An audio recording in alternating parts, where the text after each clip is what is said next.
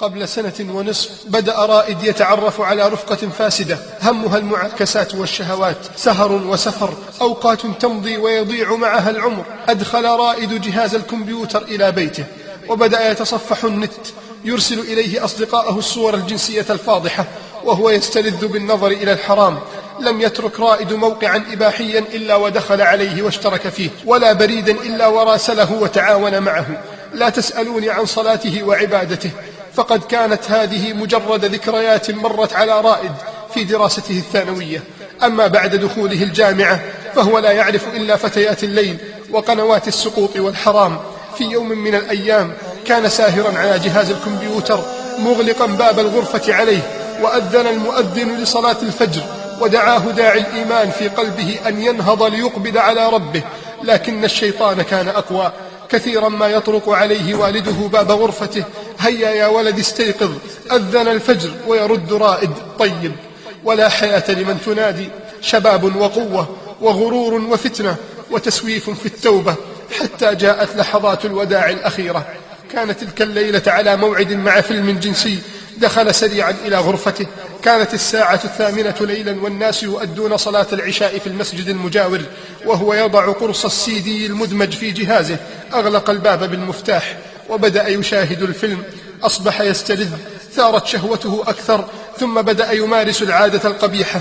خلع ملابسه وجرد نفسه وهو على شهوته ماض. وفجأة صرخة مدوية أفزعت الأم وأخافتها. جاءت الأم من غرفة الجلوس مسرعة، وإذا ولدها في غرفته يصرخ ويبكي: الحقيني يا أمي سأموت. والأم تصرخ: طيب افتح يا ابني، افتح يا ولدي. لا أستطيع يا أمي، لا أستطيع. كان قلب رائد ينتفض بين ضلوع صدره. كانت اللحظات عصيبة، ضيق في التنفس، واصفرار في الوجه، وبرودة في الأطراف، ويزيد الصراخ، وتشتعل الحرارة في صدره. والله لقد حدثني ذلك الشاب الذي روى لي القصة، كان جارا لذلك الفتى رائد، يقول: كنت نازلا على درج السلم وإذا بي أجد جارتنا أم رائد تستغيث. دخلت البيت سريعا، حاولت أن أفتح الباب، لم أستطع. بدأت أنادي: يا رائد يا رائد، لم يجبني أحد. قلت لوالدته: هل تأذنين أن أكسر الباب؟ قالت: نعم. دفعت الباب بقدمي بكل قوتي، فانفتح الباب ليصطدم الباب برأس رائد الملقى على الأرض. كان عاريا، وكان الفيلم على جهاز الكمبيوتر لا يزال يعمل. صرخت الأم وولولت. غطيته بملاءة وقطعة قماش كبيرة، وحاولت أن أتحسس نبضه ودقات قلبه، لكنها كانت اللحظة الأخيرة. وجاءت سكرة الموت بالحق، وجاءت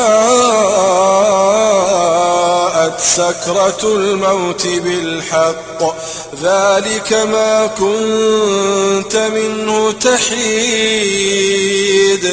ونفخ في الصور، ذلك يوم الوعيد. وجاءت كل نفس معها سائق وشهيد. لقد كنت في غفلة من هذا، فكشفنا